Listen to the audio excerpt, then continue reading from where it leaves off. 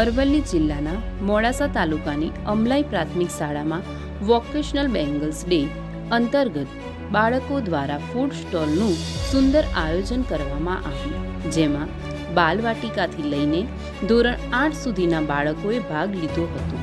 જેમાં general food stall, પતંગ stall, stationary stall, બટાકા પૌવા, દાબેલી, પાણીપુરી જેવી ખાણીપીણીના સ્ટોલ સહિત કુલ 20 સ્ટોલ તૈયાર કરવામાં આવ્યા હતા. આ પ્રસંગે મોડાસા તાલુકા પ્રાથમિક શિક્ષણ અધિકારી લીલાબેન સુવેરા, તાલુકા પ્રાથમિક શિક્ષક સંઘના મંત્રી વિમલ ભટ્ટ ઉપસ્થિત રહ્યા હતા.